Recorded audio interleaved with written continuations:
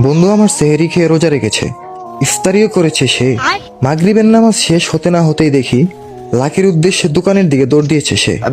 ফজর জোহর আসর মাগরিব পড়েছি ঠিকই, কিন্তু এশার তারাবির নামাজ করেনি শেষ। পরের দিন সকালে আমি ঘুম থেকে উঠে শুনি পাশের গ্রামের সব গাছের ডাবি নাকি শেষ। রোজার মাসে পাঞ্জাবি টুপি পরে বন্ধু হয়ে থাকে আরবের বাদশা। মাগরিবের পরে ঘরে থাকলেও সে তারাবির নামাজ না পড়ে করতে চায় ডাবের ব্যবস্থা। বন্ধু তুমি ভালো হয়ে যাও, সবই কিন্তু আমি জানি। জায়গা মতো কট খেলে বুঝবে কত মজা ডাবের পানি। আমি কবি এঙ্গনাথ ঠাকুর লিখেছি বই, দিয়েছি তার নাম আমার রোজাদার বন্ধুর জীবনী। পৃষ্ঠা নাম্বার চুংচাং পঙে দেওয়া আছে তারাবির সময় বন্ধুর ডাব ব্যবস্থার কাহিনী। তুমি তো শেষ। বইটি আমি পাবলিশ করিনি, আরো একটি সুযোগ দিচ্ছি বন্ধু তোমায়। জায়গা মতো কট খাওয়ার আগে আজকের রাতে ডাবের ভাগ দিও আমায়।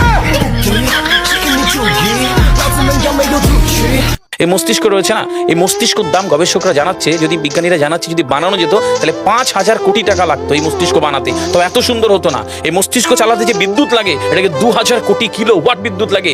একটা মস্তিষ্ক পুরো বাংলাদেশ চলে যাবে, আর কিছু বিদ্যুৎ বাইরের দেশে বিক্রি করে এই দেশ টাকা রোজগার করতে পারে। এই আপনি চিন্তা করেন যে শিরোপশিরাগুলো একটা তারের হেডফোনকে পকেটে দেবেন আর বের করবেন, দেখবেন ছাড়াতে হচ্ছে, তাই না? জড়িয়ে জানা লেগে যাচ্ছে। এই পুরো শরীরের মধ্যে এরকম জড়ানো পেছনে যত শিরা আছে না, এই শিরাগুলোকে বলা হয় খুলে খুলে রাখা হলে 11 একর জমি লাগতো, 11 একর জমি লাগতো। কেন ইমাজিন আমাদের মধ্যে কি রয়েছে, পুরো শরীরে 650টা মাংসপেশি রয়েছে, যা ইনস্ট্রাকশন দেবেন তাই করবে। আজকে একবার ভেবে না কাল একটা বাইক কিনবেন, হন্ডা কিনবেন, আপনি বাইরে বেরোবেন দেখবেন সব বাইকের দিকে নজর যাবে। এই বাইকটা ভালো, এটা সুন্দর, মাইলেজ ভালো, কোনটা ভালো কি দেখবো। যতক্ষণ না কিনবেন মস্তিষ্ক আপনাকে ছাড়বে না, ও চিন্তা করতে থাকবে। ঠিক সেরকম একটা কমেন্ট যখন দিয়ে দেবেন এই মস্তিষ্ক আপনাকে ওই কাজে এগিয়ে নিয়ে যাবে। পৃথিবীতে মানুষ না বেসিক নিডসগুলো ফ্রি পেয়ে গেছে। ভাবুন তো একবার, পৃথিবীর সবচেয়ে লাক্সারিয়াস ড্রিঙ্কের নাম জানেন? পৃথিবীর সবচেয়ে লাক্সারিয়াস ড্রিঙ্কের নাম হচ্ছে পানি। পানি, জল। জল যদি 5,000 টাকা লিটার কিনতে হতো তাহলে মানব জাতি কয়দিন বাঁচত? তাই তো পৃথিবীর পানিকে ফ্রি করে দেওয়া হয়েছে। অক্সিজেন, একটি গবেষণা জানায় সারাদিনে একটা মানুষ যত অক্সিজেন নেয় এই টাকা দিয়ে কিনতে হতো তাহলে 3.5 লক্ষ টাকা লাগতো একদিনের। শুধু রাত হয় বলে আপনাকে কত টাকা ইলেকট্রিসিটি বিল দিতে হয়, তাই না? ফ্রি পেয়েছি আমরা। সারাদিনে যতবার অক্সিজেন নেই, শ্বাসটা নিই 17,609 থেকে 23,608 বার। এই যার একবার দমের কষ্ট সে জানে একবার শ্বাস নিতে কত।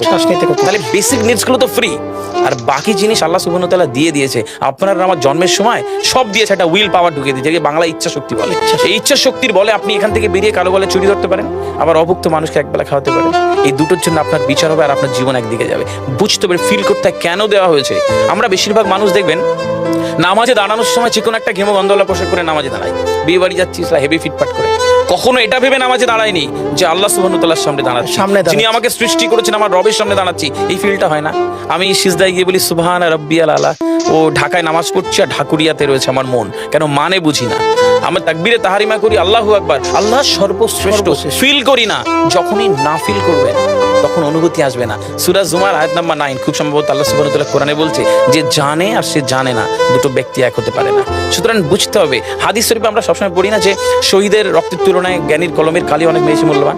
কেন বলেছে? ফিল করতে হয়। এই ফিল যখন কেউ করবে তখন তার